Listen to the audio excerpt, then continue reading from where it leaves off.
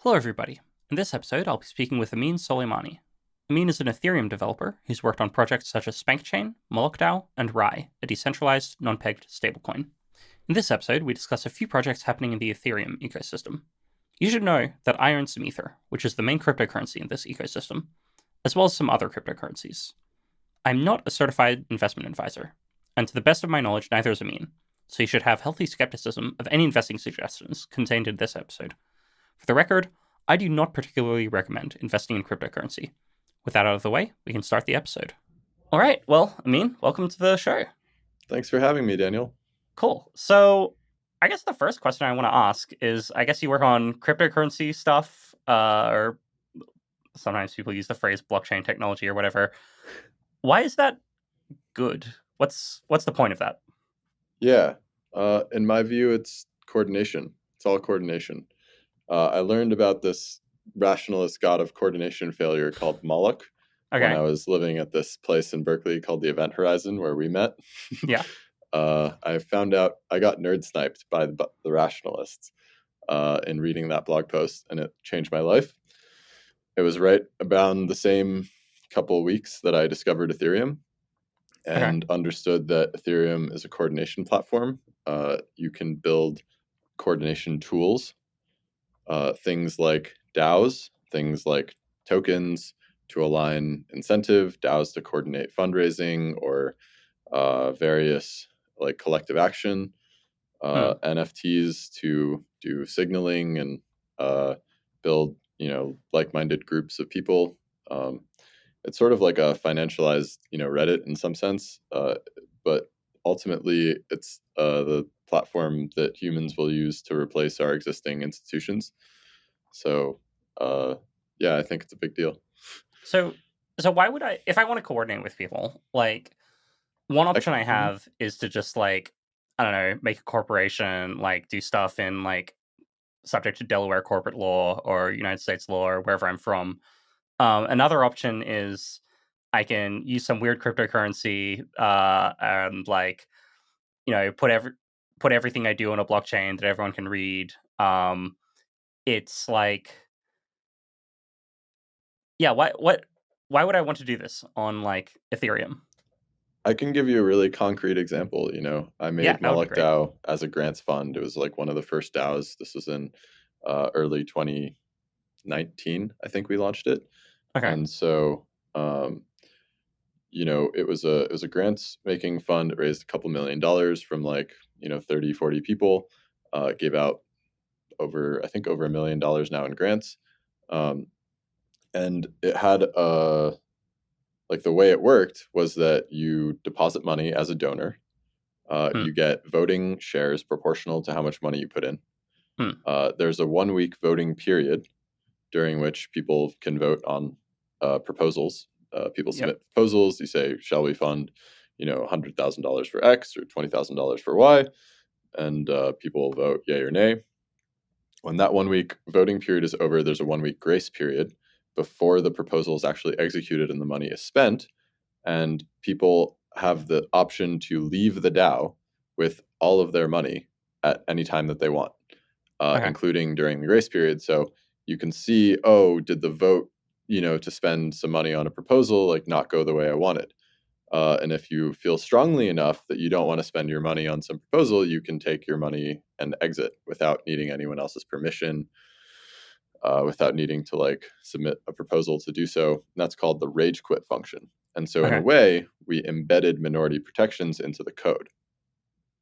And so, setting a structure like that up in the traditional finance world is like really annoying and painful and expensive. First, you need to like hire a lawyer, draft a charter for the nonprofit or corporation. If you're trying to do nonprofit and get like exemptions, there's a lot more to do. But just one-to-one example, Hmm. you'd have to make a bank account, and then you'd have to have some process by which you collect votes from the members. That you get that for free on Ethereum because people that use the public key, cryptography of an address, has these shares. It votes, it submits it to the blockchain. You don't need like a messaging medium because the blockchain sort of is the messaging medium. Hmm. Um, and then like imagine trying to rage quit, right? Like you need to submit some sort of paperwork to the lawyers and executors of the bank account to then wire you some money to your bank account. And it's like there's a lot of people and thing processes in between those steps that like can go wrong or decide that they don't like you or that what you're doing is not kosher for whatever rules they have.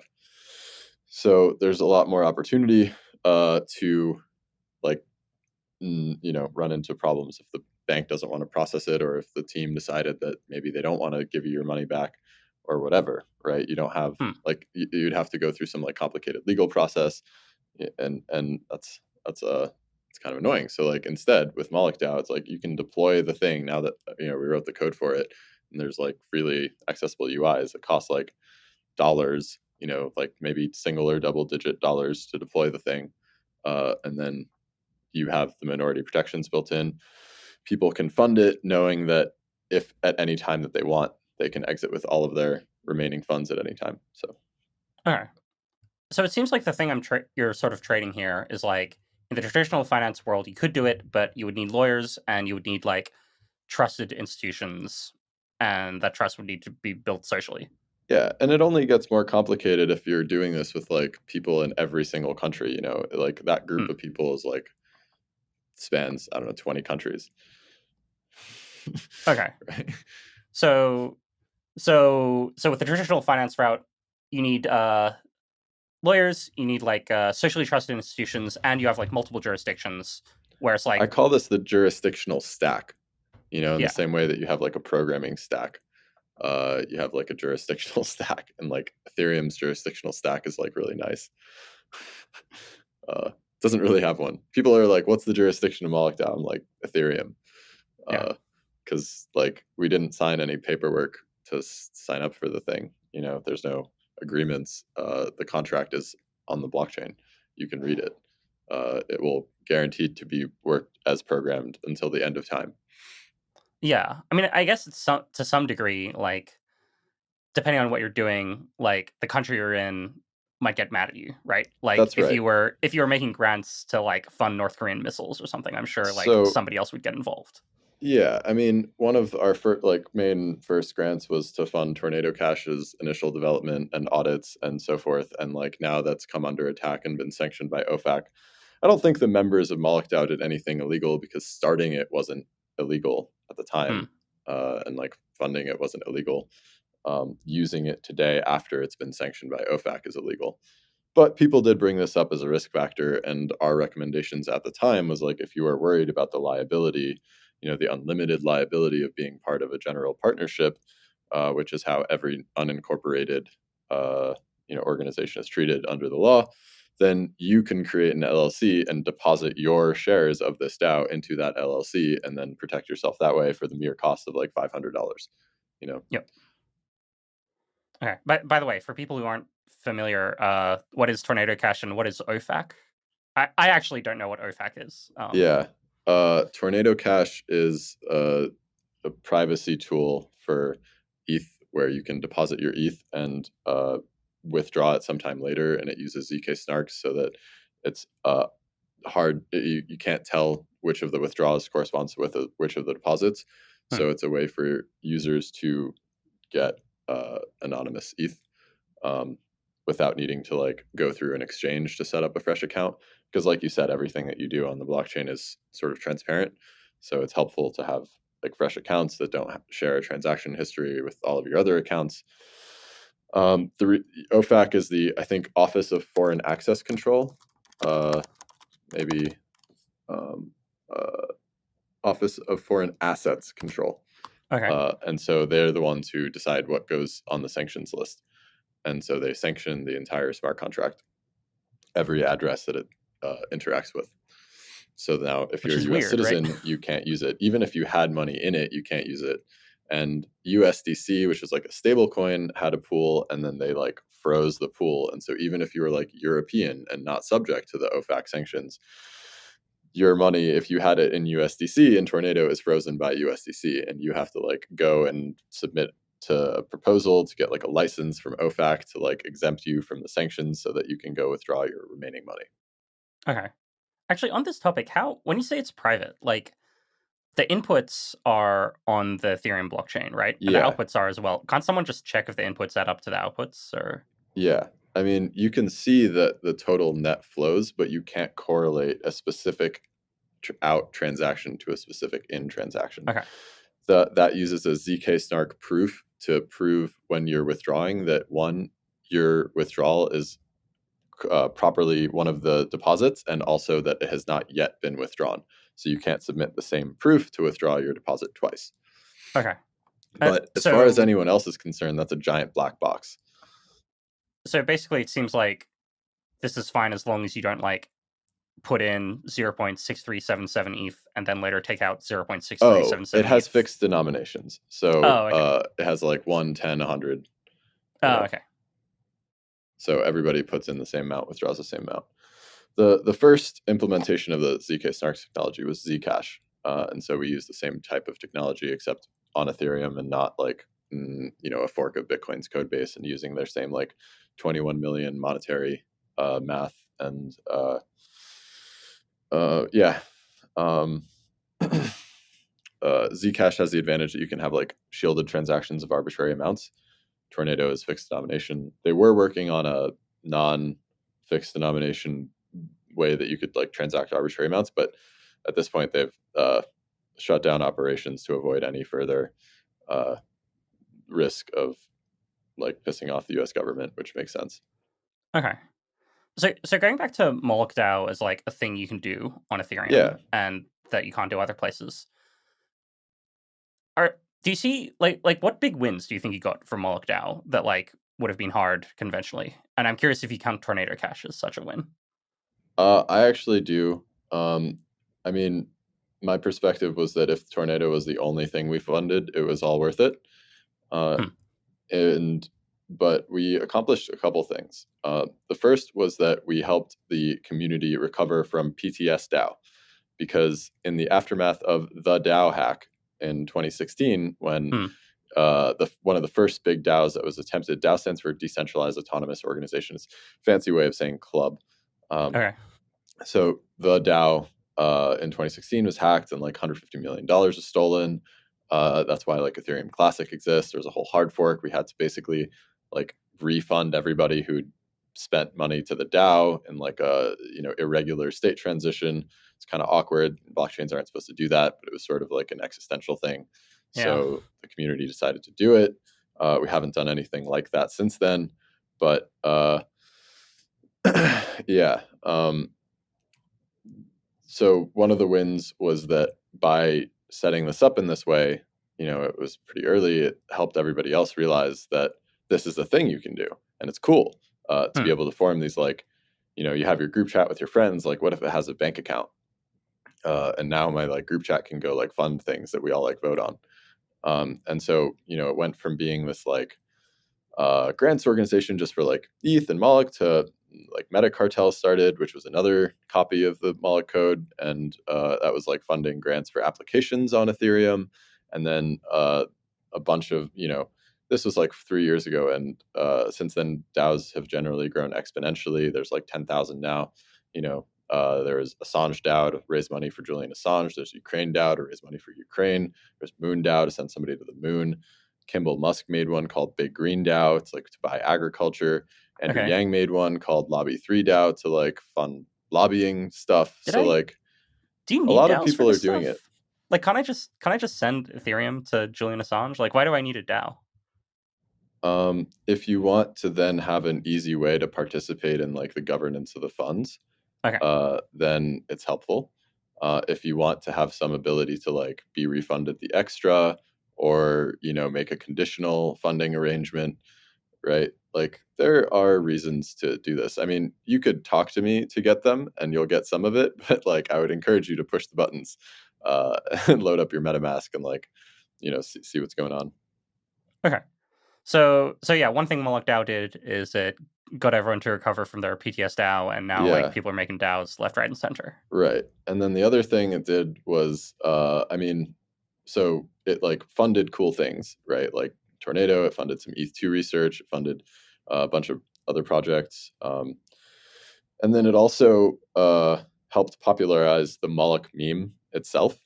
as coordination being like the point, and like the great enemy being not some like other group of people, but like fundamentally our own inability to coordinate with each other.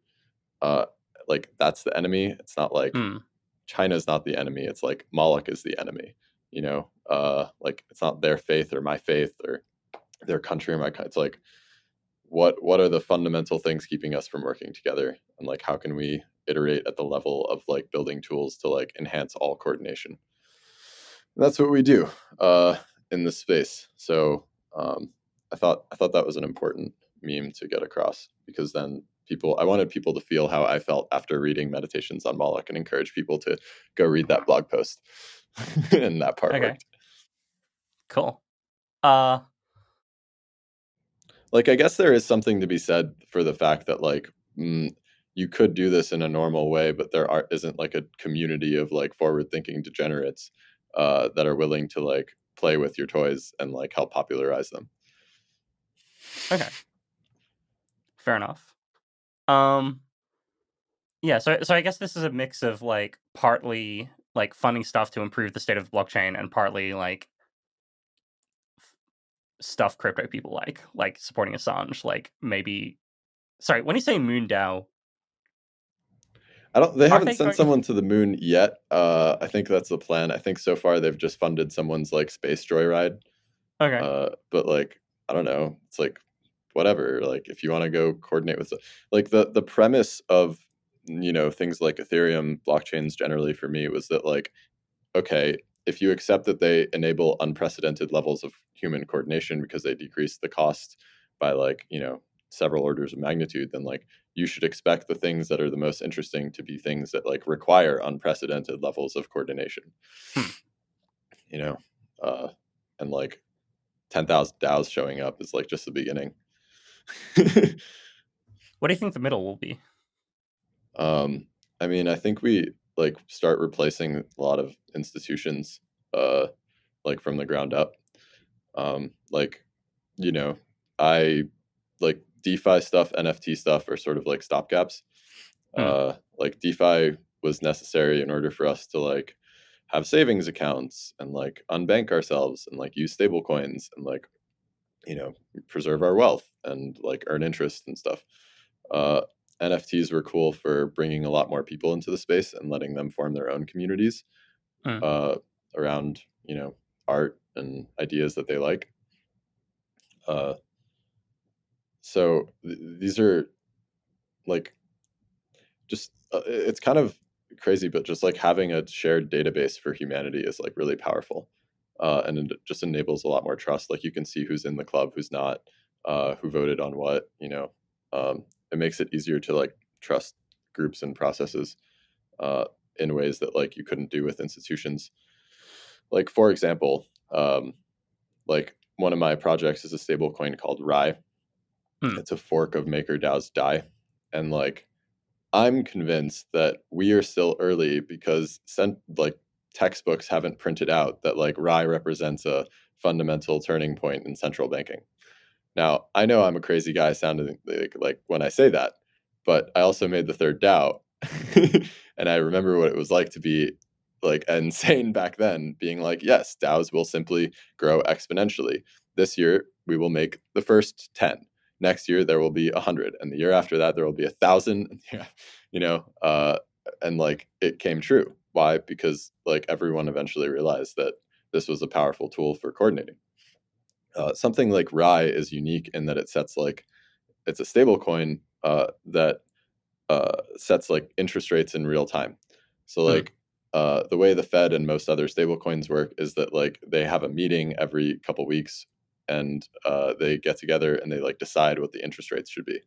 Yep. The way Rye works is that it has a formula, and the formula does some basic math, and the math decides the interest rate. And if we want to like change things, we like talk about changing the formula, and it uses PI controller. It's like how a lot of industrial systems are kept stable. uh, and so the math is not very complicated, and it's like nice to be able to set interest rates in real time, and especially to do it in like a totally transparent way that anybody could more or less verify is working as intended.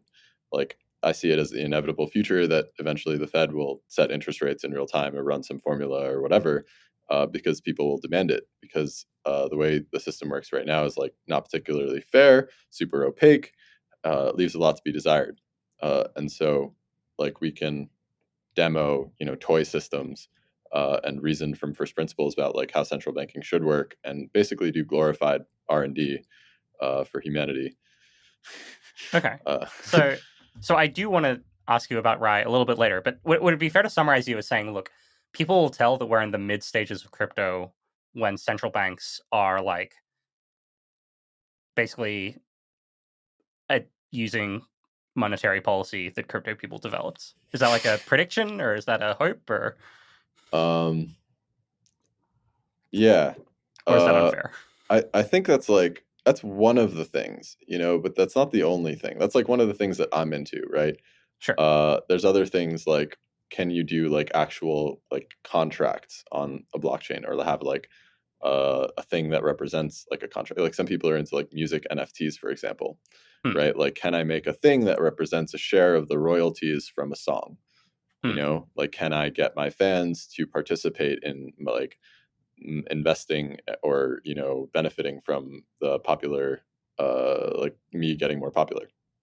And like there's certain musicians that like I wish I could have been in their early rounds or something, because Hmm. like you find them way before they blow up. Uh so like I was listening to The Weeknd like 10 years ago, and it's like you just knew this guy's going to go fucking viral, Hmm. and like become culture. And like it would have been cool to be able to be like, I own a piece of you know one of his first albums or something. And like the reason that you can't do things like that is because like there's paperwork limitations, like in terms of following regulations, and they're hard to like include multiple parties, and like there's somebody has to be the custodian, and there's like record keeping, and all sorts of stuff that makes it annoying. So like um, the development of like real cash flows on chain is like another thing that shows you that like you're in the mid game. uh, I mean, I guess like when they fight you is like when you're like starting to cross the chasm, right? Like first Hmm. they ignore you, then they mock you or something, then they fight you. So they're fighting us now. So And when it's you say they're also, fighting you, are you referring to like the Tornado Cash guys being arrested? And yeah, things like that. Like just the way that the regulations are trying to keep people from like like contributing as much, okay, like chilling effects and stuff like that. sure. So sort of related to this, I follow some crypto stuff, but mostly none of the ETH ecosystem. And I was listening to this podcast with I think Giacomo Zucco. Oh man, it's bad. That might not be his name. He's some Bitcoin guy. He was on a Monero podcast, and he was basically saying like, look, the way you can tell if a cryptocurrency is real is if people can use it on darknet markets. If they can't use it on darknet markets, then like it's not worth. Um, it's failing at what crypto is supposed to be. Um, I guess related to this claim about the mid game, do you have like something like that, or maybe you just agree with that claim where you're like, yeah, if crypto can do this, that's the sign that it's like working. I mean, Tornado was shut down by the Treasury Department. Like, uh, that's the darkest of darknets markets, is like North Korean money. Hmm. So I don't know. I guess like it's not like you could use it transactionally, maybe on some markets, but like, uh, yeah. Um, I think that's like the claim you make as a Monero person, because Hmm. that's what Monero is good for. Yep. You don't make that claim if you're not a Monero person, or like if you're a Monero person, you don't make any other claims because you don't care about anything else. You I know, mean, a Bitcoin a guy Monero, made this claim. To be even fair, a Bitcoin guy is not going to be like, listen, when DAOs are legit, you know, because Bitcoin is a calculator, and so it can yeah. only do what Bitcoin does, which is calculate transaction. So like darknet markets is like the coolest thing they can do. But like I was buying mushrooms on the Silk Road like 10 years ago. Hmm. Bitcoin did that. It didn't matter. Like the guy who made the Silk Road was arrested and taken to jail. So like did Bitcoin become not mature after the Silk Road was blown up? I don't think so. Um, Okay. So yeah, what's the Ameen answer if like the Bitcoin and Monero people's answer is darknet markets? um, I think like for Bitcoin, it's like reserve adoption by countries is like the signal, Hmm. right? Like El Salvador being the first country to like publicly buy and hold Bitcoins is like proper validation. Of course, El Salvador is underwater on their Bitcoin buys, which is Hmm. like not great for them. But I don't think they'll be the last country to buy Bitcoins. Um, I see the movement as continuing to grow, um, and so I think more countries will do it. For ETH, the like analogous thing is like countries launch their own digital currencies secured by the Ethereum settlement layer.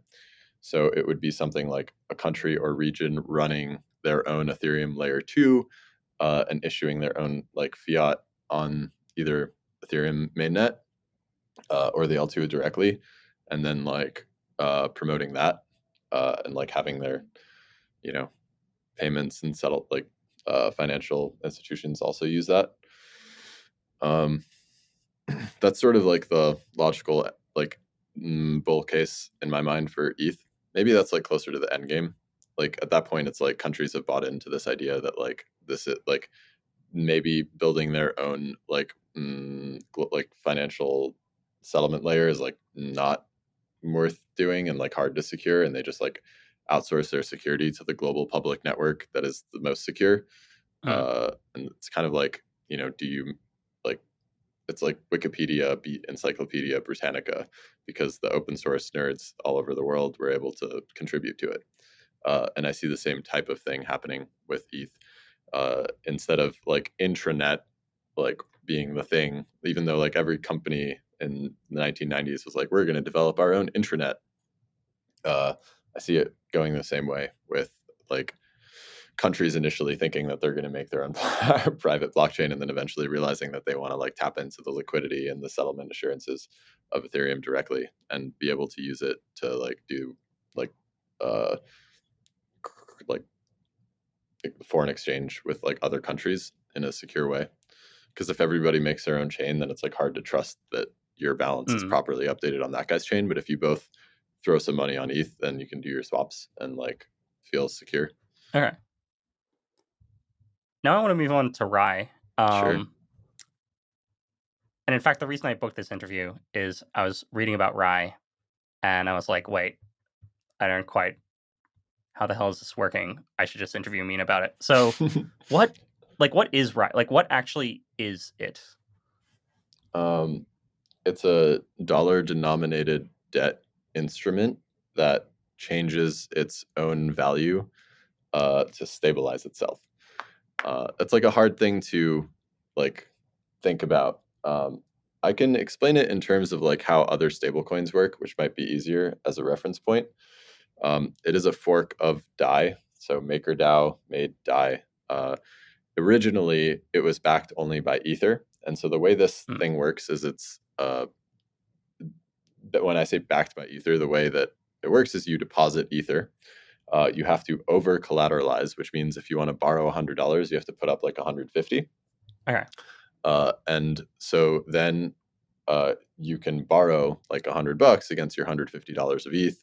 Hmm. And when you borrow it, you're actually minting new units of DAI, and each one DAI unit is worth $1. Okay. And so the way the system protects itself from having issued debt and not being able to cover it is that if the price of ETH drops suddenly, then the individual debt like people borrowers are liquidated. So if, for example, ETH drops to like 50% or something along the way, like you're gonna end up at $75 in ETH. Or, well, I guess yeah, by half. So then that $75 can't back that $100. So like somewhere along the way, I think it's around like 130 for Maker is their like minimum collateral ratio. Hmm. It's the same in Rye. Um, you get liquidated, and so your collateral is put up for a public auction, and the proceeds of that auction are used to pay off the debt. Okay. And that way So, the system stays above water. okay. So I should think of it as like denominated in, I guess, US dollars, but backed by ETH. Yeah. So And like far the I've amount of only ETH it has to be explained how backed by like the is USD. original, yeah, I've only explained the like original DAI system. I haven't explained how Rye is different. Okay. Um, the other thing that you should know about the original DAI system is that the interest rates were set by governance. And so what that means is that like the way they stabilized it was, for example, when the price of DAI dropped to like 0.95, which was like one of their larger shocks, Hmm. 5% um, from the main price, then they had to crank up their stability fee. So they charge an interest rate to borrow, right? And so by increasing the interest rate, they made borrowing more expensive, which made people want to buy DAI and pay back their debt. Um, now, they in order to do that, they had to like do it with governance. Like they got together every couple of days, they like submitted a proposal, made a vote, uh, Okay. and they're actually emulating like a controller. Uh, they're like with like like a hand crank or something. They're pretending to be like a automated controller. But DAI also has problems because you can't do that in reverse. And I'll explain what I mean. If the price of DAI goes above $1, Hmm. because maybe ETH is crashing, people don't want to get liquidated, they're buying DAI to cover their debt, they're willing to pay a little bit more, but then the price shoots up to like 105, 110 or something. Well, then you're basically charging an exit tax to all of your borrowers who now have to buy at elevated prices. And it's actually because the remaining DAI holders are like hoarding DAI. Like they should be selling to the market and helping bring down the price, but maybe they don't want to or they're too slow. Why would they Um, not want to? If like if you got a thing for $1 and you can sell it for $1.10, is the idea maybe they think the price will go up further, or or they like are fleeing to safety themselves. Like they're worried about other stable coins, like, or ETH is crashing. Like, what else do you hold? You hmm. know? But so that's sort of exactly right. And so like in response to like in 2020, early 2020, this actually happened. It was I think March 10th or 12th or something. It was called Black Thursday, and Yep. on that day, the price of DAI shot up a lot, and they needed to uh, like set the interest rate. Like they couldn't do anything to lower the price because they can't set the interest rates negative because Hmm. they can't. They can make you pay more if you borrowed it, but they can't like make you like if you have DAI, they can't like charge you for holding DAI. Uh, like make your balance go down. Like, they don't have any way of doing that. Could they So not have some way to print DAI somehow, they just could, enough that the but price goes? they don't want to print unbacked DAI, and because that also leaves the question of like, what do you hold? And then like now you have like a governance decision about like how do you time it, under what conditions you print. There are some stable coins that do work like that. There's one called Frax that will like, if it ever has a monetary premium, if it's trading over its peg, it'll just print money and like take all of that value out and like hold it, and if it's trading below, it'll do the opposite and make money off of the spread essentially. Hmm. So it's not unheard of, it's just not something that DAI wanted to do. Okay. What DAI did instead was allow USDC as collateral. And so you could then print one DAI with one USDC. And so anytime that DAI was trading above its peg, you would just add USDC as collateral, print one DAI, and then sell it for, potentially USDC, and then loop it over and do it again. Okay. Um, and there's not a huge risk of getting liquidated there because they just like say it's one to one. But now that's led them to the awkward position of being 80% backed by USDC and like only 10, 15% backed by actual crypto Okay. over the last 2 years. So now I'm going to talk about how Rye is different. Wait. Before you do, what's so bad about being backed by USDC? As we saw in the Tornado Cash response, if OFAC, like, well, people didn't really think that there was a great risk of USDC ever freezing outright a smart contract and like all of Hmm. its balances in a smart contract. People so far had seen USDC freeze individual user funds. Hmm. that were sanctioned or criminals or whatever. But they never saw like a blanket ban where they froze a smart contract. And so like something like that, if they froze it, then DAI holders, uh, well, 80% of your collateral is frozen, so like you're going to get a huge haircut. Hmm. It's basically an existential risk for DAI Okay. to be, have that much USDC. Because then, if somebody decides, then they could go in and mess with them. Like, the funny thing to think about is like, can the CIA use your protocol for terrorism and then accuse you of it being used for terrorism? Hmm. It's like, well, anything that's sort of permissionless has that property, and like we kind of have to fight this in court and all that. But like in the meantime, we thought that the rule of law and due process would like more or less protect things like Maker and DAI from outright blanket freezes from things like USDC. But the Tornado Cash has sort of notified everybody that that's not necessarily the case. Okay. So now I want to talk about Rye. Yeah. The way that Rye is different than DAI is that we don't fix the peg at $1. We use the peg as like a knob. We let the peg float, and that allows us to create certain other incentives. When the peg is floating up, when we call this when the rate is positive. When I say Hmm. peg, I don't mean like fixed peg. We started at 3.14. It's floated around right now. It's like 2.9 ish. So it's gone down a little bit. Okay. Um, I've the heard the term target price used, Yeah, which we use made we use sense the to me. words target price. We use the word redemption price. Target price is probably better. That's like what the system is trying to target the price of Rye at. Hmm. Um, and so the way that Rye works is that it automatically sets the rate to counter whatever market moves are happening.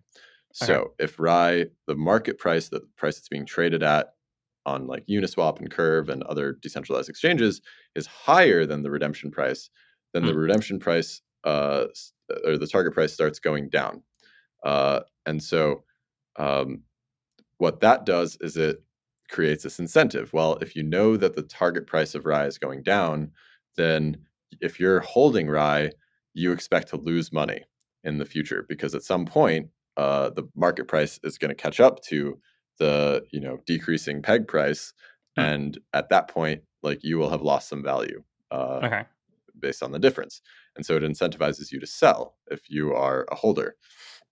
And then if the price is below the target price, the market price is below the target price, Hmm. well, then the target price starts increasing, right? So it just pulls away from whichever direction the error is in.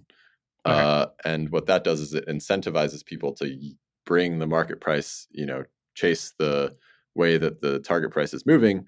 And so if the peg is, the target price is increasing, well, then you could expect holding Rye to be profitable. And so you might buy some Rye for cheap, expecting it to eventually correct back to wherever the new target price is.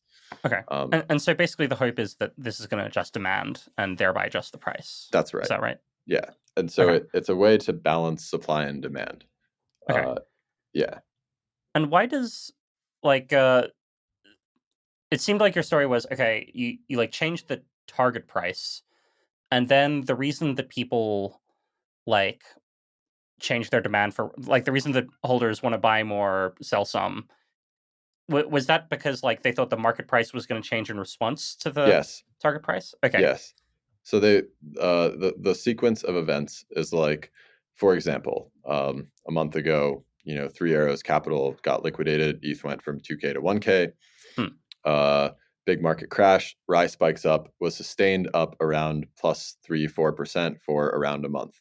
Okay. Right. The rates went negative because the sequence of events is like ETH goes down, people buy Yep. Rye. People are also fleeing other stablecoins, so they're not only buying Rye to cover their like debts, but some people are just buying Rye because they want to hold it.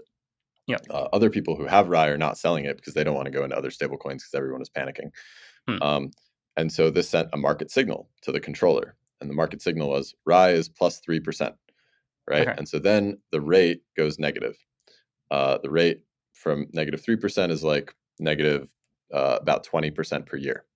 Okay. Um, and so That rate means that in 1 year, you can expect that the price of rye will be 20% lower. The target price of rye will be 20% lower than it is today, Okay. right?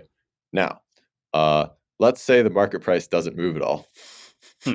uh, your error factor increases exponentially. Okay. So what actually happened was like the market price stayed static for a little bit at like $305 dollars per Hmm. rye for the whole month. And so the error, because the target price was like decreasing while the market price was constant, the error was increasing. And so the error went from being like -3% to -4%. And so the rates automatically, increased up from, well, or like more down from, -20-ish to like the peak rate was like -30 something Okay. percent. Right. And so you're staring at like a -30% for holding this thing. Like you should sell it. And there were some like structural limitations and DAOs who had like, 20% of supply. It's like DX DAO, and they had to like submit a proposal and like vote and wait 10 days in order to sell it. And smart traders like front ran them. And so Hmm. it like peaked out right around where the market was informed that like those guys are definitely selling. And then the rye price corrected all the way more or less back down to where the new target price was going, and the rates went all the way back down to like -5 to 10, and then the error was like -0.5%, after a month. And Okay. so it was that negative rate that incentivized people to sell and incentivized other people to mint rye and sell it with ETH. So it attracted new ETH to the uh, system as well to short rye. Okay. And so should I be right that the reason that like the target price, like the reason that the target price matters is something to do with like you can mint rye or demint rye, and that happen like does that happen Hmm. at the target price? That's exactly right. Actually, I should Okay. have mentioned that. When you take out your loan, your liquidation price is based on the target price of rye. So Okay. you have to put up 135% collateral or whatever. Well, if the target price of rye is dropping 20% and you borrowed it, like your debt is shrinking at a rate of 20% per year, which is like almost the same as making money. Okay. And so it's an incentive to put up your ETH. That market signal where rye goes, +3%, and then the rates go down, and then people start trading the rate. They either sell rye because they realize that the rate is so far negative, or they mint and sell rye with ETH uh, and take advantage of the rate that way. Okay. And and just to be clear, when you talk about people like borrowing and minting rye, this is all like from a smart contract where people can see the behavior. It doesn't rely on there being a rye central bank or anything. I'm Yeah, that's assuming. right. It's a permissionless system. Anyone with ETH can play. Okay. Cool. Um. So And yeah, the thing I'll add is like the nice difference with Maker is like one, we can have negative rates, yep. which means which is only allowed because it's not pegged to a fixed dollar, and Yep. so we float the peg, but in a controlled way, Yep. to like specifically counter market incentives. And the second thing is that it's like it's automated. We don't actually have to do anything for the rates to update. Like there's like bots that submit price feeds and like things that update smart contracts, but they're not smart. They're just ping it, uh, and then it updates. They're like cron jobs basically. Okay. And so the automation is also nice because it means we don't have to have meetings. It scales up. It's not. It's a scale. It's a much more scalable um, Cool. way of doing it, in my opinion.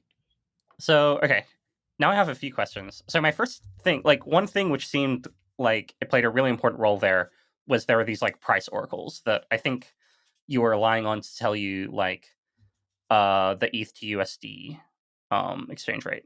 Yeah, Like how it it seems like that's not it seems like that's going to require some manual governance to be like, you know, picking which ones you use, and like maybe some exchange goes out of business and you have to pick another one. Like how that's worried actually should someone be absolutely about right. that? Oracles are the absolute scariest part of any DeFi system. Hmm. And if the person is not paranoid about their oracles, then I don't know what they're doing. Um, for example, the maximum downside case if someone wrecks your oracles, like they can set the ETH price in your system to 0, Yep. they can liquidate everyone, or they could set the ETH price to infinity, and then they can mint infinity Rye, Hmm. and then they can go sell infinity Rye, and extract all of the Rye like liquidity.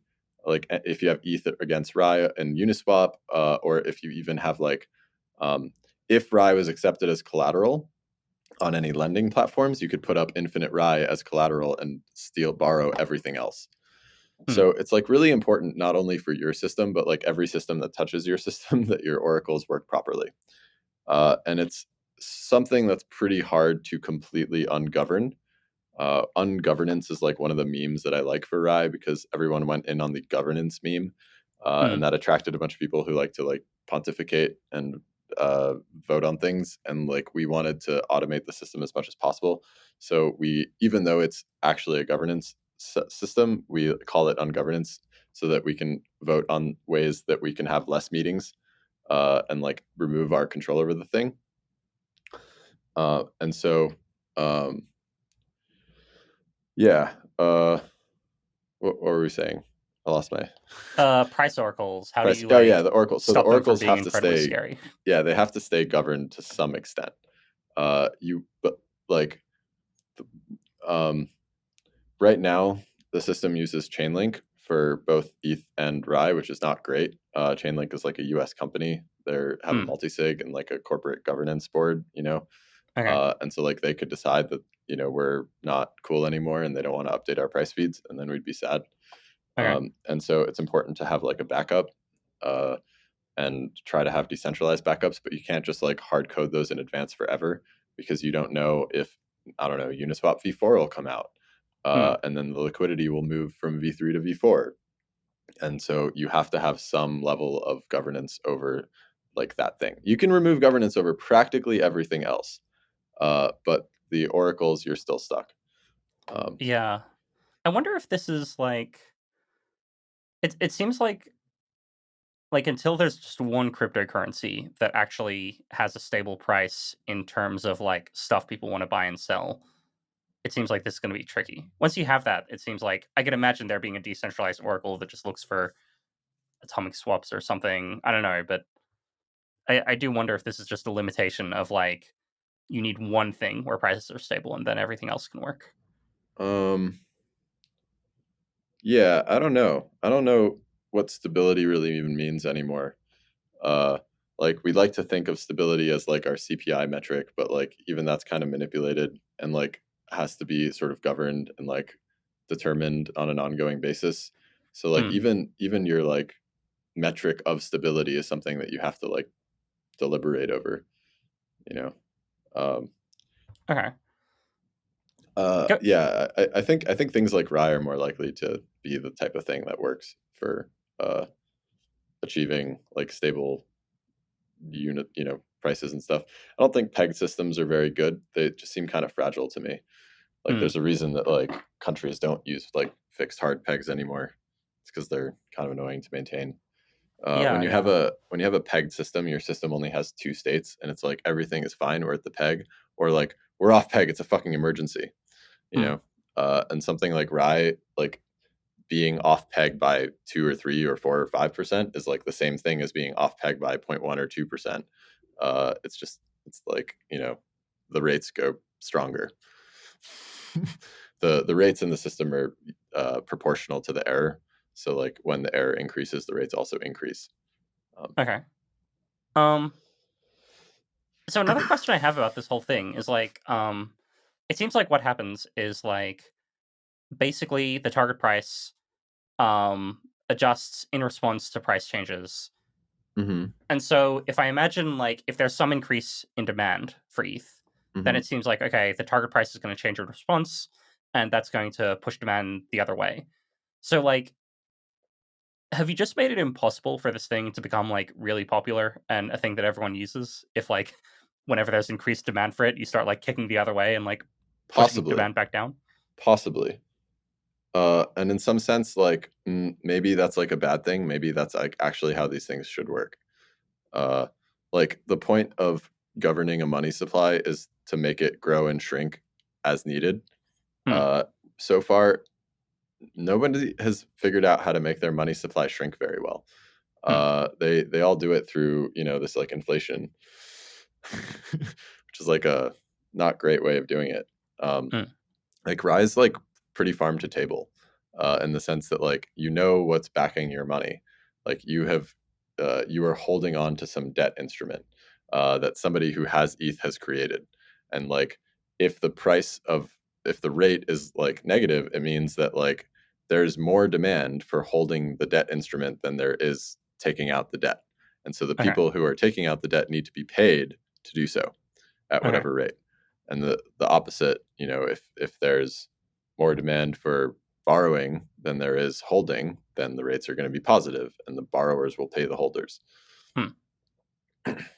It's So it's balanced by net value transfer between the borrowers and holders, and the expected future net value transfer between the borrowers and holders. okay.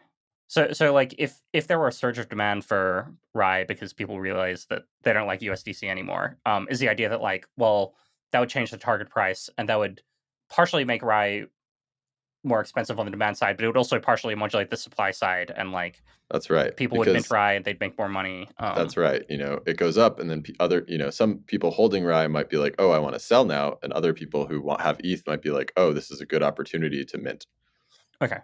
Um, and uh, sorry, I can't immediately do that math in my head. So if like both demand and supply modulate in terms of like in response to the target price changing, if a lot of people want to buy Rye and then like the target price changes and then like to some degree the demand like it pushes down the demand a bit, but to some degree it increases supply. Like does that add up to price stability, or does that add up to like price changes in response to supply, or how does that math actually end up working out? Well, it's a matter of what you define as stability, um, Okay. because there's another project that I'm really glad exists called LUSD, Hmm. and LUSD is sort of like a cool control group for Rye because it's a dollar pegged but ETH only backed stablecoin that is also debt based. So Okay. almost the same thing, except that it doesn't have a controller changing the peg and setting these rates at which it changes the peg price. Okay. Is that the same thing as Luna, or is the L a No, coincidence? no, this is Okay. All called right. Liquidity. It's an Ethereum project called, yeah, and the stablecoin's called LUSD. Okay. And so if you look at LUSD, the funny thing is that like during the same time that Rye was getting dragged down like by the negative rates, like LUSD was just staying +3, +4% off of its peg. Okay. And so they couldn't incentivize holders to sell, and they couldn't incentivize new ETH borrower, stablecoin borrowers to deposit their ETH. Whereas Rye, by setting the rates negative, was able to do so. And so Rye decreased its peg price by a couple percent, which amounted to like a net value transfer between the holders to the borrowers. Hmm. But it reached the new peg sooner. Okay. So it solved its like supply and demand imbalance by changing the price at which the debt was cleared. Okay. Whereas like Liquidity can't do that, and so it sustained a longer depeg. Okay.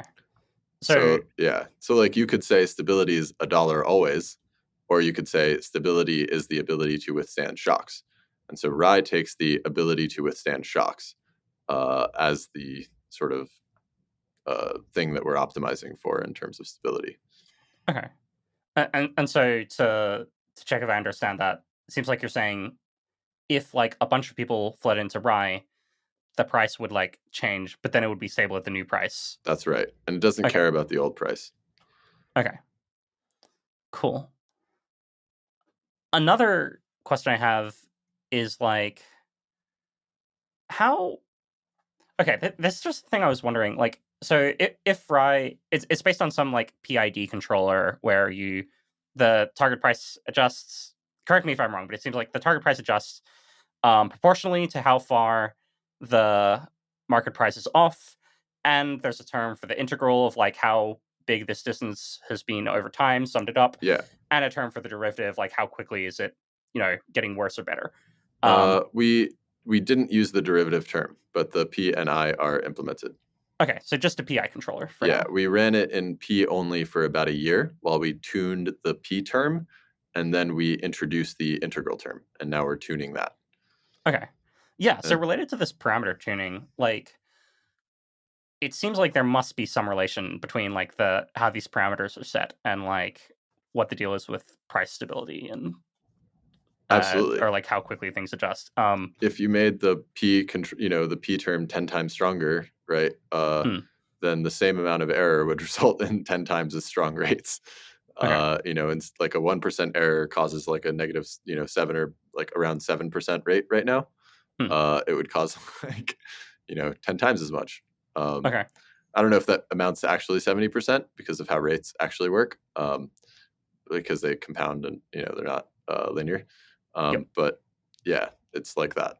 And so you're balancing, oh, like maybe the rates shouldn't move too fast in response to like a certain amount of change, and it's not like an exact science, right? It's kind of an art, and Yeah. like you're kind of projecting out the dynamics of the system because even the participants at various points aren't always going to be the same. So like right now, one of the things we realized is we have this DAO that controlled 20% of the rye, and it took them like 1 week to realize that the elevated rates weren't going away, another week to like submit the proposal to sell the rye, another 10 days for the proposal to like get voted on and processed, and then another week for them to finally sell all their rye, right? Hmm, And when you think about like tuning controllers, like you think about the time lags, and so like everybody, I love this analogy because everybody gets it. It's like, your shower is a control system. You yep. walk into your shower with like a temperature set point in mind, and you get to adjust the rate at which you turn the knob in order to get to your desired temperature. If Hmm, you're a bad controller, you might turn the knob really fast. And if you turn the knob really fast, you'll overshoot your target and then you'll have to turn it the other way. And one of the ways you can do that is like you don't wait for the first amount of temperature change. Like if you're turning that knob, you kind of want to wait until you see, oh, did the water start changing? Because if you don't wait, you're gonna like overshoot. You know, hmm, um, and so like for us, like we look at the rates and we see, does it like crank like are there structural limitations to people responding in the window, because if so, then it doesn't make sense to like increase the rates in that window. And sure. so I'm writing a post where I evaluate how well the integral is working, and I say, I think we should slow it down. I think it should take longer to accumulate because it's operating within this like dead time window of the system Hmm, where it's increasing, and like the integral term increasing in this window like doesn't actually do anything to help, right? Like the people are going to sell anyway. hmm, uh, so like the extra rate, I would argue like didn't really contribute much to the response, and that's the kind of thing you have to look out for with integrals specifically, and like NPI systems generally. So there's this thing called integral windup, where if your like integral is just like accumulating and your system isn't responding, then like eventually it's going to be hard to like reach stability again. You might overshoot or like actually add instabilities, and so you want to adjust for that, right? okay. So I have two follow up questions here. So first to summarize, it seems like if you strengthen these like PI terms, it seems like the benefit is like you more quickly revert to the target price, but the cost is like you might overshoot. Yeah, and Is that roughly right? overshoot is like measured in terms of like how much net value transfer was required in order to re-reach stability, Okay. right? And so it's like, could we have done it with less? Could we Okay. have like disturbed the system less and the people in it less in order to achieve the same result? Sure. And in terms of like adjusting the I term for like seeing okay, what's a realistic amount of time it's going to take people to respond. Presumably that'll change as like people That's get right. like the next version of DAOs and stuff. Like, That's is right. that just going to require ongoing like manual governance where someone has to check like how long is a reasonable amount of time? We are aspiring to have to adjust this as infrequently as possible. Ideally, never. Hmm. Once we set the rates at a certain reasonable amount.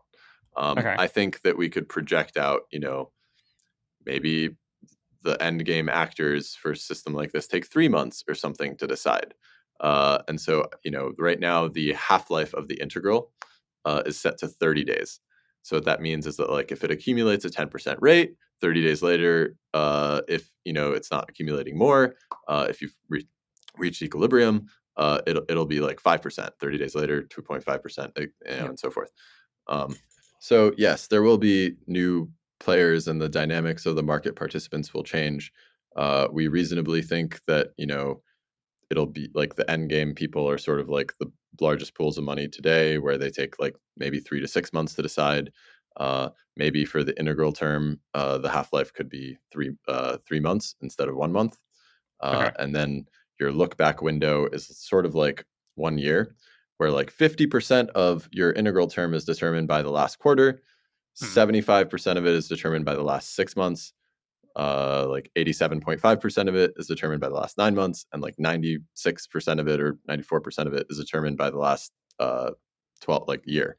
The Hmm. reason that you want some kind of uh, decay function applied to your integral in like normal people language is like you wouldn't want, for example, the Federal Reserve to like determine its interest rates based on like inflation targets from 1937 or something, Yeah. Yeah. right? You want to like decay how much the system cares about the past. Okay. um, Um, mhm. but then the concern is like, well, are you just like always going to have someone check how long it takes the biggest Rye players to adjust their No, purchasing decisions and then change the I term in response to that? ideally Or no. Ideally what we can do is sort of get to the point that we have reasonable numbers for the range, and then just let it rip. okay. Like And then cover the max downside scenario, and like have reasonable intermediate targets, and like the control loop is bigger than the controller. The controller is part of the control loop. The hmm, people in the market who participate, the arbitrageurs, the borrowers, the holders, everybody has their role to play in the loop. And so a okay. good control loop is often helped if everybody has good information about how the controller will work. Okay. The controller doesn't have to be perfect, so long as it informs the control loop pretty well. One example of this is Bitcoin. Bitcoin has a difficulty adjustment.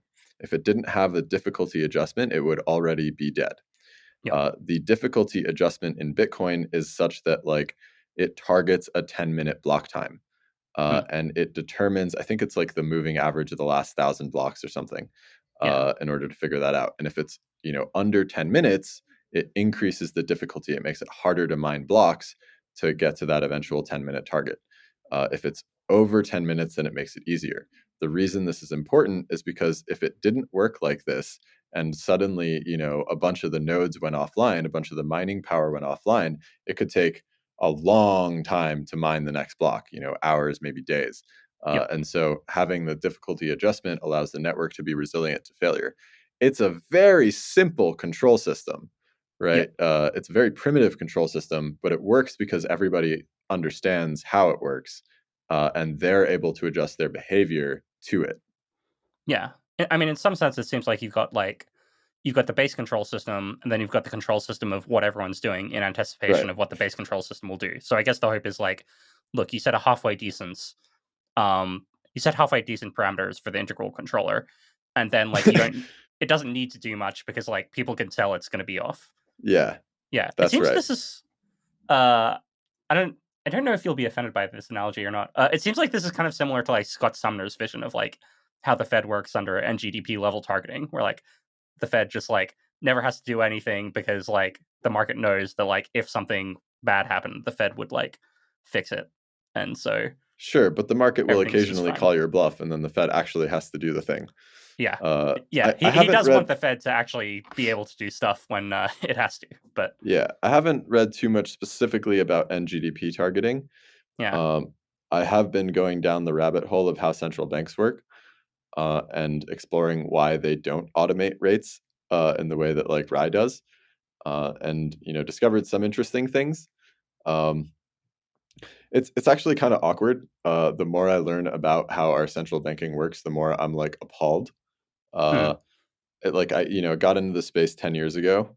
It like very much burned down the banks. and like the Hmm. more I've learned about how they actually work, like the more like radicalized and angry I am.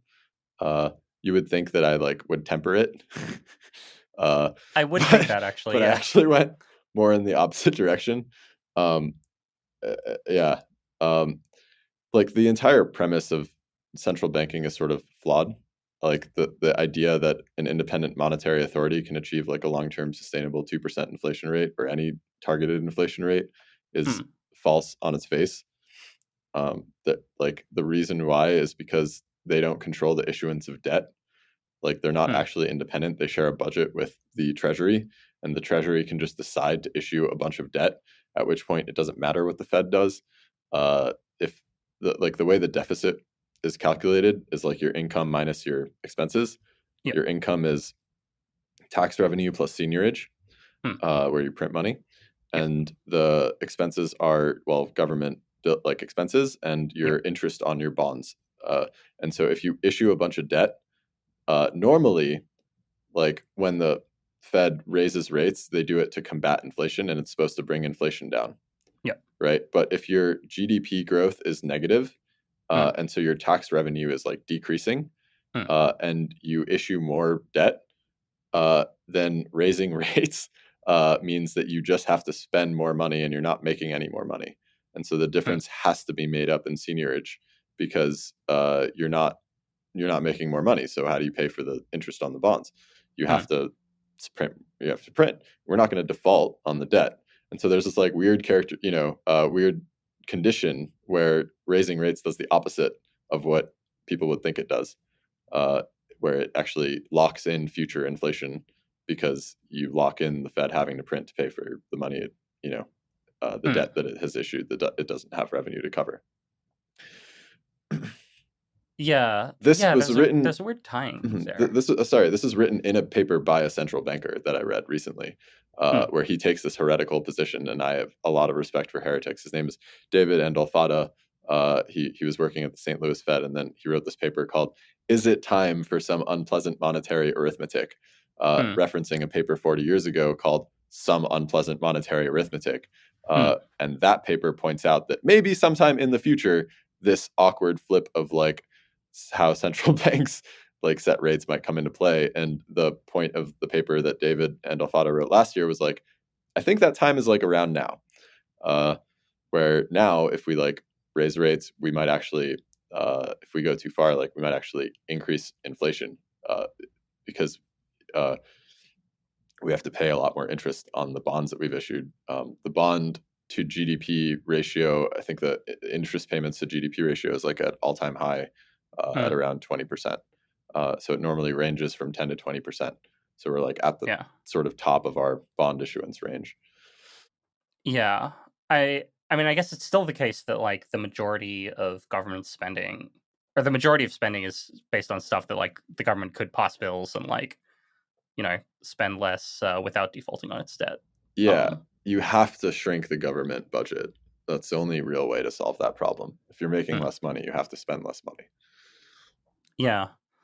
I guess there's also a weird thing with like it seems like the problem with deliberative central banking is it doesn't scale that well. Like my understanding is that like maybe this is just patriotism. I'm from Australia, but I get the sense that Australia just has a better central bank than other people. Like we've had fewer recessions. It like seems like it's working better. But like you can't just like download the Australian central bank parameters, right? Hmm. You just I guess it's just relying on some combination of good judgment and like maybe a good institutional setup. I mean, I don't really know. That's kind of the thing that we're trying to challenge with things like rye, even as a toy, right? Hmm. Like the way we think about central banking is this like mystical voodoo bullshit that only certain like people can do. Hmm. And it's like maybe that's not exactly true. Like maybe they shroud it in that mysticism to like obfuscate what's actually going on. And maybe Hmm. if we like implement our own like toy systems from first principles, we can like look at our system and look at their system and be like, how did you get there? Yeah, uh, yeah. like what you guys are doing is insane. Like if you try to explain what the US dollar did over the last 50 years in terms of like a crypto project doing the same type of thing, you'd be Hmm. like, okay, so in 1970, like, or in the 50s, we had the Bretton Woods system, and we like had the gold standard, and we said we would redeem all the gold for, all the dollars for gold. Then we decided we wanted to bomb Vietnam a lot. So we decided to print a bunch of money. Well, now there was the same amount of gold and less and way more dollars. And so it became apparent to everybody else on the planet that we were no longer going to honor our gold redemptions. And so they sent battleships to collect it from Fort Knox. Richard Nixon got on television and it's like, hello, world, we are rug pulling you. We are no longer honoring these gold redemptions that we promised we would. We really need to bomb Vietnam. And so like if a crypto project did that, that's like a straight rug pull, right? You're just stealing from everyone, right? It's pretty straightforward. And the US did that. And then we went and implemented the petrodollar system. And so we made, shady deals with countries in order to prop up the dollar demand and force all of the oil exporting countries to export in dollar terms. And this created dollar demand and basically sustained the dollar Ponzi and kept inflation from rising with the purchasing power of the dollar going down. And for the last 50 years, we've sort of been riding that out. And increasingly, like we've just, instead of having the dollar be tied to any sort of external reference asset or have non-debt based collateral, like most of the collateral that's used is bonds, which is dollar debt. And so it's like, if a crypto project was doing that, you'd be like, this is an insane amount of leverage that you're taking on because you're like, looping your debt so many times. Something's that like definitely going to break. And so, yeah. I think we've strayed very far. I don't know. I don't know from God, but like from like proper monetary policy, proper central banking, and like it's kind of hard to go back because like our entire as Americans, our prosperity depends on the dollar's purchasing power, and the only way to like get back to a proper setup is to erode the dollar's purchasing power dramatically. And like that's what every other country is like not directly trying to do by promoting their own, right? Like Gaddafi and Saddam, like Saddam stopped selling oil for dollars to switch to euros. He was dealing with France and Germany, but we blew him up to terrorize the world to demonstrate that you shouldn't do that. You should still use dollars. And that worked for another 10 years. And then Gaddafi came along, we blew him up, So like you can imagine what the world would look like if we didn't fight wars to prop up the dollar Ponzi. Well, some of the reserve demand for the dollars would decline, right? If that happens, then the dollar's purchasing power goes down and we see massive inflation here. And in order to avoid that, we fight wars. And so like our sort of, prosperity is tied to continuing to fight wars to uphold the dollar reserve currency demand. And this is a Ponzi that's just inevitably going to end painfully, like at the point of a gun. Like it results in war. There's no other way to do it because we can't keep forcing the rest of the world to keep doing this forever. Like at a certain point, the rest of the world bucks back, and Putin does things like invade Ukraine and like let the treasury freeze $600 billion of Russian assets in order to demonstrate that, like, well, maybe the U.S. isn't the safest place to keep your money if you don't share political goals with the U.S. And that makes everyone else in the world decide, well, maybe I should sell some dollars because now I don't want to be holding this dollars or bonds when I'm exposed to this risk of the Fed just like, or the Treasury just hitting freeze on my money. And like you could argue maybe that's a good thing for America to like exercise that power, right? We don't want $600 billion going to Russia, but at the same time, it also puts the top in on the dollar Ponzi because at that point, that, well, the rest of the world is bucking back. They have realized that this thing is, in the end game stage, and now we see what they do in response. Russia is trying to back their, sell their oil for non-dollars for gold. They're backing their currency with gold. This is at least a more reasonable way to do central banking.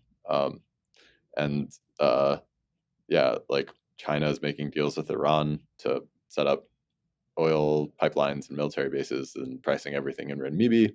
So it seems that the end of the dollar is nigh and sort of inevitable. Okay. In terms of being as much of a reserve as it has historically been.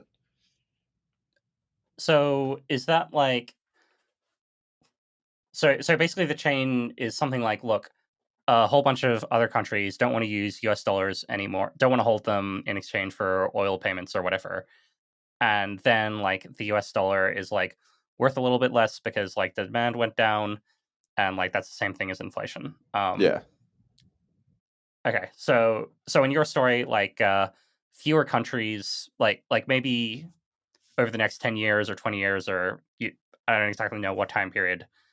Am I right to think that you're saying, look, fewer countries are going to like want to hold USD reserves, and that will cause inflation in the US? Yes. Okay. How do you want to get specific and tell me like how long you think it'll take and like how much inflation you expect to see? I don't know, but if you're asking me to bet on my beliefs, I'm holding huge bags of ETH, uh, because I believe that inflation will cause them to go up. Okay. Um I'm I mean, betting a lot on these beliefs. yeah. I'm more so if someone's listening and they want to know if you like were right or wrong, I'm interested in how they can find out. Yeah. So like the early signals are like China's going to stop reinvesting in US dollar denominated assets. Other countries are going to start trading in other assets. Inflation in I mean, what we had like 20%. Like poor people inflation was 10%, but like actual inflation was like 20% over the last year or two. What do you mean Um, actual inflation? what I mean is like the way that we determine inflation is like stuff that like average consumers buy, but the Fed keeps manipulating the index, the CPI, to like exclude certain things.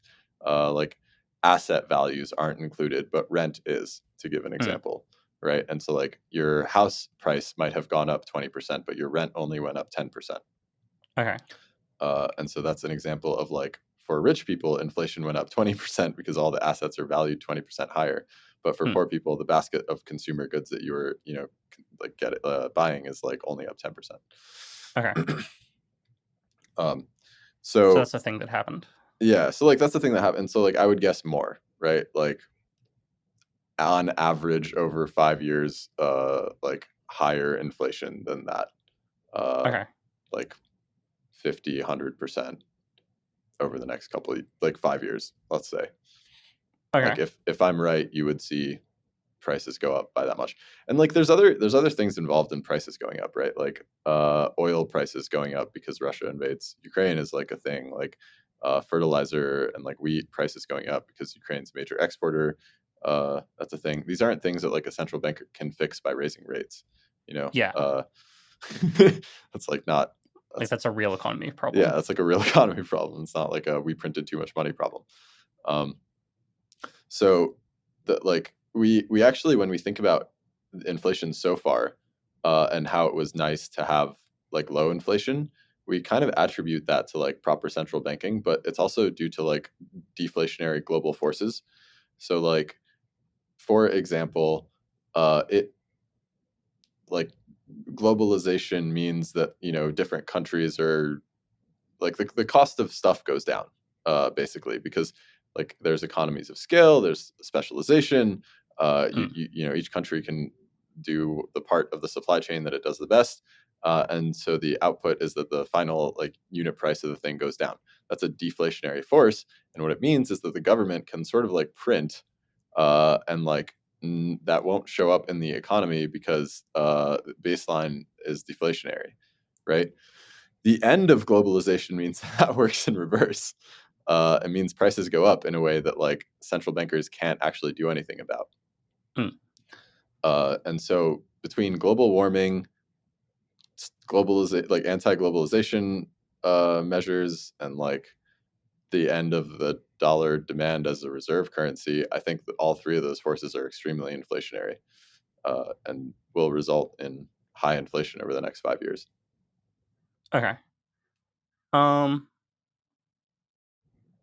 we got a little off from RAI and NGDP targeting, and I went on We a did. kind of rant. But Well, I don't know. I do think this. I mean, look, people don't get super invested in alternative weird currencies if they're not dissatisfied with the US dollar. So hopefully my listeners can understand why you're dissatisfied with that. yeah, Um, yeah. I mean, On. the other cool thing is that like automating the policy would just result in like more predictable rates for everybody, Yeah. right? And so like even that, like the kind of thing with the NGD feature, if you did have a very clear cut, like what is the Fed going to do with the market, then it allows you to like simply act on the market conditions today, Yeah. instead of like waiting for the Fed to decide something and then like speculating on how much they're going to do, you know. And the stuff is important because it's like relevant to your economic long-term decisions. Like, do I buy or rent a house, right? Hmm. What is my expected mortgage rate? Do I get a fixed rate loan or do I get a variable rate loan? If I think the rates are going to go down, I might get a variable rate loan. If I want to protect myself against rates going up, I might get a fixed rate loan, Hmm. right? Uh, so things like that are you know important, and like the Fed being sort of unpredictable is kind of annoying. It would be very nice if the way they set their rates worked like how RAI did with PI terms like specified. They could be like, hello, the rate is 2%. 1% of that is based on the instantaneous inflation error, and 1% of that is locked in for the next 3 to 6 months. Uh, if we see next week that the inflation has returned to the normal blah blah blah, we will remove that 1%, but not the other 1%. And then you can like predict better, how things are going to go. They're not just like changing things all the time. Hmm. And that actually, so like my main argument for like why RAI is cool is that like these systems should not have a human in the control loop, and the humans are very deep in the control loop, and the Fed and every other central bank. And so we're just trying to run this experiment, see is it possible, is it and if it's possible, is it practical to remove the humans from the control loop and like tune a controller and just let it rip. Cool. Well, with that argument for Rye, I think we might wrap up. Before we do, if people are interested in you and your work, how can they find out about it? Or, in general, do you want to shill anything right now? Yeah, I would go to Reflexer Finance on Twitter and reflexer.finance website to find out more about RAI. You can join our Discord. There's links there. And check out DAOs. There's like, I think Deep DAO is like a DAO aggregator, so you can like see what's going on there. Okay. And encourage everyone to read Meditations on Moloch, the blog post. Okay. I'll link that in the description. And I'm Ameen Sol on Twitter, AMEENSOL. Cool. Well, thanks for joining me. It was a fun discussion. Yeah, thanks for having me, Daniel. I hope that went how you wanted it. I'd say it did.